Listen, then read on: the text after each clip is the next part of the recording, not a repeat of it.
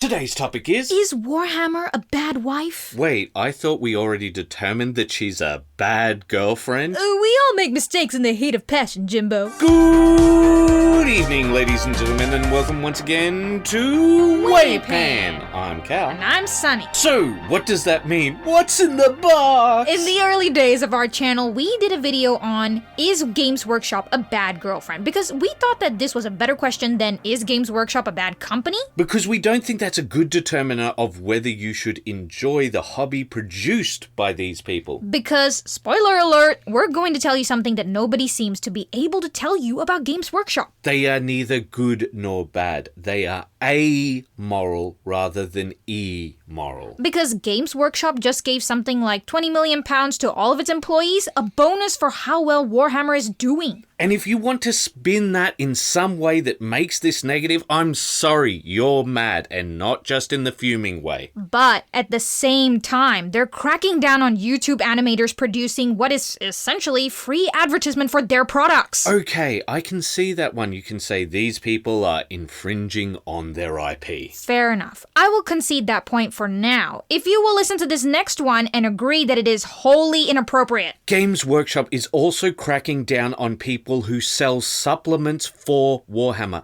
In a court in Florida, they're doing essentially the reverse of a class action case, suing multiple people at once. Now, yes, some of these people are China cast people, other kinds of people who are making exact copies. But there are other people, like the Magnet Baron, like others who simply provide items which are useful for Warhammer gaming. And as you can guess, the Magnet Baron sells magnets. He doesn't sell anything else which involves the Warhammer IP. These are only things that are accessories to it. But because he uses Warhammer in his search optimization and which magnets to use on the models, he is caught in this lawsuit. Now, I think it's well past due time that we have a grown-up in this conversation. That means people who aren't fans, aka fanatics, that's where fan comes from. And people who are not haters. If you can see the news about the bonus and say, that's great news for those employees, that's Games Workshop doing something good. And you can hear the news about them cracking down on people who don't even relate to their products beyond the fact that they can be used with it, then you're a grown-up. None of that was targeted at you. However, just like the cognitive reframing that I did right now, where I say, don't be a simp, don't be a hater, be an adult, we need a way to look at our hobby and say, hey, how can we look at our hobby without getting cognitive dissonance? Cal, can you explain cognitive dissonance for a moment? Cognitive dissonance is when you contain two opposing thoughts in your head and it can cause real physical pain to you. Can you give us an example? Well, you won't like it. Well, you did say it will cause us physical pain. So, let's say that you have a girlfriend and your girlfriend slept with your father because he had cancer, and she said that she slept with him because he has cancer and she wants his last moments to feel good. Yeah, you're right. I don't like that. Now, in the same way, but not to the same level, I think that Games Workshop being good or bad as a company is irrelevant, and all it does is cause cognitive dissonance for us. Instead, we should look at our hobby as a girlfriend, as a wife, as a boyfriend, however you want to frame it in this particular instance. And the reason is we have much better cognitive framing around it. Okay, but why do we even need this? Many people with many hobbies have this same problem. The company that produces the thing that they love the most just is terrible.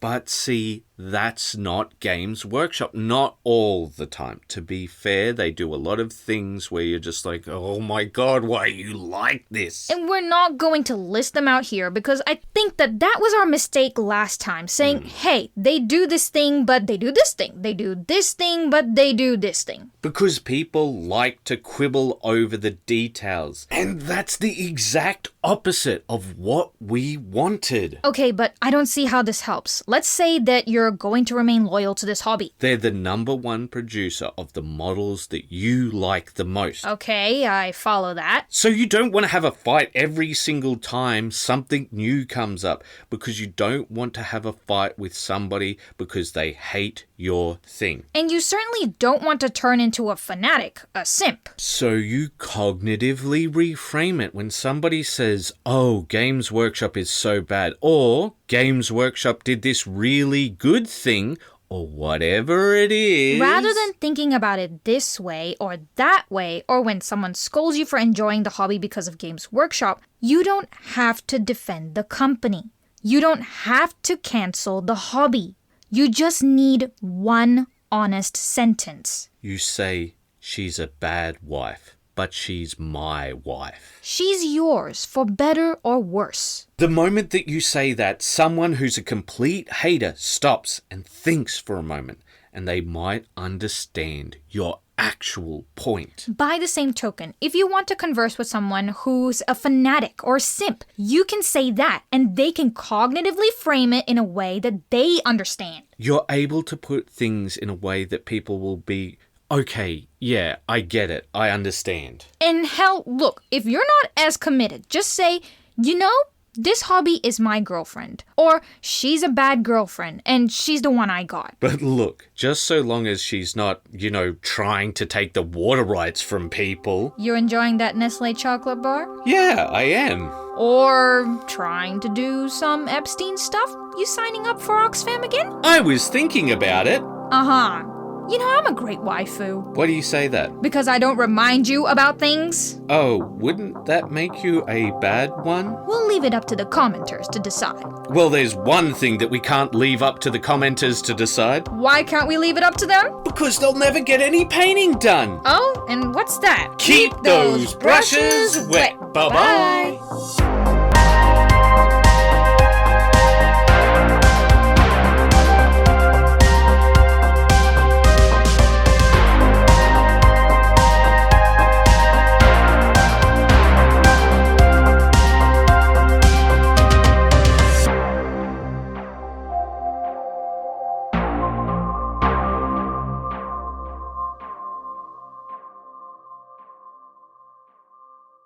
Is YouTube a bad wife? No, YouTube is the worst wife. Why do you say that? Because all she wants you to do is remember and just rage out. Because when you take a look at what we're getting shared, right? Mm-hmm. Now, we make lots of different sorts of content, right? It's all hobby-related content. We make stuff like understanding why you're burnt out, and like, here's some motivational tips. Here's how you can practically use color psychology. Yeah. And we give actual academic sources for color psychology. But no, what do you want to watch? Why Warhammer loses whales. You want to watch the Space Marine problems, scale creep. Yeah. All of these ones where people just rage, even though we cover these things in just the most sensible ways, right? We provide sources, we interview actual people, but no, don't focus on any of the good stuff, only the stuff that gets people to rage hard. So how do we work around this worst wife, Cal? I don't know. I guess all I'm doing is appeasing her at the moment. Yep, so am I.